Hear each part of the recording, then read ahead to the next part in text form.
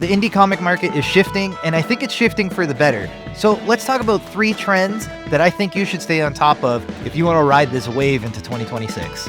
Hello and welcome to Pesto Comics. My name's Adriano. I'm a comics creator, publisher, writer, letterer. I kind of do it all as much as I can, and I'm always trying to find the best ways to get my stories out to more readers. So one of the things that I'm always trying to keep an eye on is the trends that are happening out there. Now, when I say trends, I'm not talking about following trends in terms of my writing style or the type of stories I'm going to do. I'm going to write the stuff that I want to write. However, there's some things that are a little more malleable, some things around the edges that you can keep on top of to make sure that you're getting to the readers and the stories that you want to tell are finding your audience.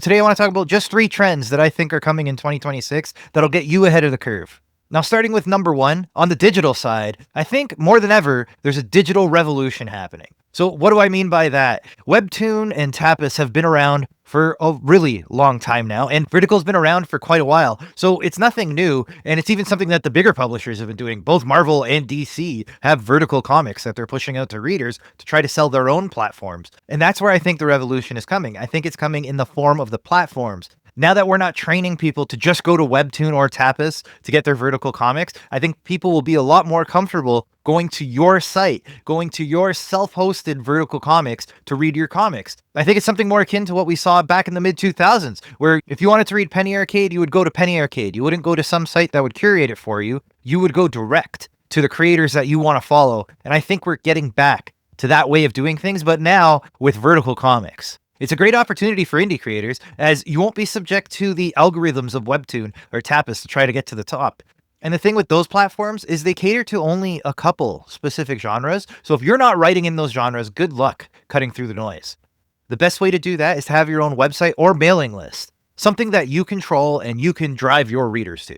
Trend number 2 is something that the big 2 have also been experimenting with, and that is digest-sized copies of comics. Now, this is something that I've been experimenting with for quite a while, and I think it's something that's going to become even more popular in 2026. Being able to print something that fits well on a shelf next to a bunch of manga collections is something that can only help you as an indie creator. Now, there's a right way to do this, and it isn't just to take your comic and print it smaller. It's to actually manipulate the lettering so that it looks right at this size. You don't want people squinting and struggling to read your book. You want them to be able to flip through it and read it as they would a full-size comic. So that means catering your art and catering your writing a little more to smaller formats. Now, like most trends, it's not something you must do, but it's something that'll certainly help you. And if we're talking about adjusting your writing and art to fit a certain style, we should talk about trend number 3, which is the manga-fication of storytelling. So what do I mean by that? I'm a huge fan of Western comics. I would say that I write in a very Western style. So I'm not saying that everyone should write manga. That is not at all what I mean, but we should look at what they're doing and what's working. One of the big things is the density of text. It's letting the art tell the story. It's something we kind of got away from with the decompressed style of storytelling, where we're not giving everyone as much as they can out of every issue. And this becomes critical as an indie creator, as you don't know when the next issue is necessarily coming out. You need to give people enough with each entry that they feel satisfied. You need to give them a beginning, middle, and end. And that's something that you could learn from manga.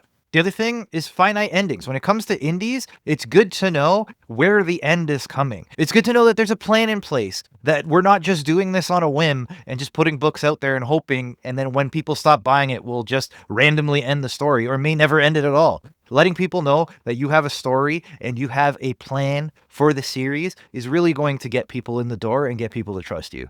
So that's just 3 examples of trends that I think are coming in 2026. I actually think there's quite a few more, and I'm sure I'll be talking about that in future posts. And who knows, maybe we could do a live Q&A. Let me know in the comments if that's something you're interested in. And please, let me know any trends that you think may be happening. If you think I'm way off base, or if you think I'm spot on, let me know in the comments. I'd love to see that. And there's one more thing I'm going to ask you to do. If you haven't checked out SNIP on Kickstarter, please do so. You can find that at bit.ly/snip1comic. That's very easy to find. Just click notify me on launch. And the main reason I'm telling you to do that is because we're doing something we've never done before.